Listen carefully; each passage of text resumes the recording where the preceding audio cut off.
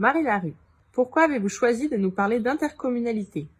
Eh bien, j'ai choisi de vous parler d'intercommunalité parce que les changements importants qui ont accompagné notre mandature, et notamment les transferts de compétences comme le développement économique ou les transports, ont conduit à un développement très important de l'intercommunalité et ont donné aux citoyens le sentiment que les centres de décision s'éloignaient de plus en plus d'eux. Et pourtant, aujourd'hui, l'intercommunalité fait partie du quotidien des administrés, mais trop souvent, ils l'ignorent. C'est pourquoi la communication sur ce sujet est très importante. Les instances communautaires comme la COBAN, le CIBA, le CIBARBAL ou encore le pays travaillent à la réalisation de projets pour notre territoire et il faut s'en féliciter. Comment définiriez-vous l'intercommunalité?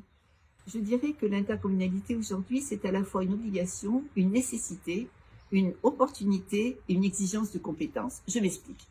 L'intercommunalité, c'est une obligation parce que c'est la loi qui décide de la répartition des compétences entre la région, le département, la commune et l'intercommunalité, le plus souvent d'ailleurs sans aucune concertation préalable, et nous devons nous y soumettre.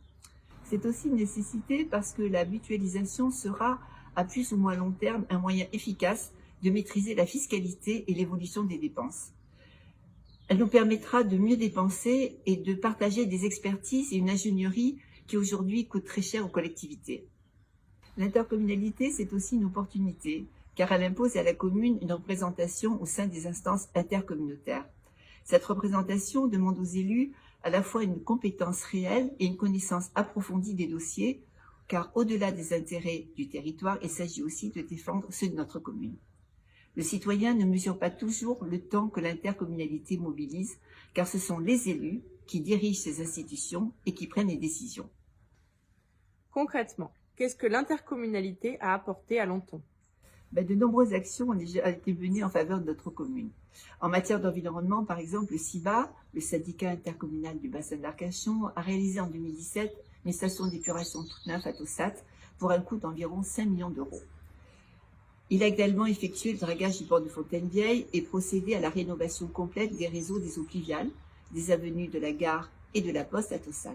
Et tout récemment, il a réalisé 2 bassins d'expansion des eaux sur l'esplanade de Robinville pour éviter que le lotissement du Vieux-Port ne soit inondé lors des forts épisodes pluvieux. Et le CIBA travaille aussi à l'éradication des spartines. La COBAN, notre communauté d'agglomération, nous accompagne également pour la protection de notre environnement. Le traitement de la tristement célèbre décharge Challenger en est un parfait exemple. En effet, la COBAN va participer financièrement avec l'État à la réhabilitation de ce site. Et puis, pour être en phase avec l'actualité sur la transition énergétique, elle a installé des bornes de recharge pour les véhicules électriques en différents sites de notre commune. Elle a mis en place des containers semi-enterrés pour les ordures ménagères sur le secteur de la gare de Cassis, sur l'esplanade également de Cassis et à Blagon.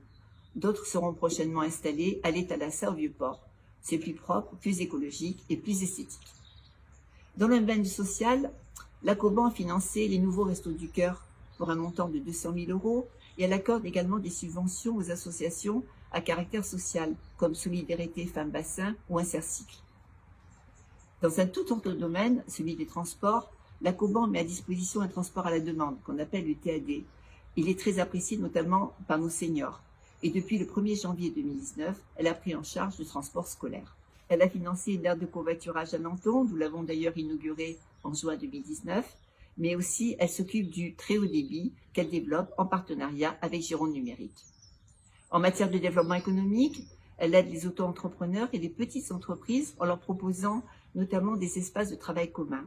À Lenton, nous avons inauguré la première salle de coworking du territoire en mars 2018. L'espace BA13, qui est situé juste en face de la mairie, est dédié aux projets dans le domaine de l'art, du numérique et des nouvelles technologies. L'intercommunalité œuvre aussi pour la promotion du tourisme, avec la marque territoriale BA, développée avec le CIBA, ou encore l'Office de tourisme intercommunal. Chez nous, il s'appelle Cœur de Bassin et regroupe 5 communes, Lenton, Audange, Biganos, Mios et Marcheprille. Il faut savoir que les retombées économiques sur notre territoire représentent plus de 22 millions d'euros par an. On pourrait citer encore la collecte des déchets, la gestion des gens du voyage, le traitement des archives, l'instruction des documents d'urbanisme, l'élaboration du schéma de cohérence territoriale, autant de dossiers traités au niveau communautaire. Vous le constatez, l'intercommunalité accompagne notre quotidien. Ensemble, on est plus fort pour réaliser de grands équipements au rayonnement territorial, mais aussi pour améliorer le quotidien de nos administrés.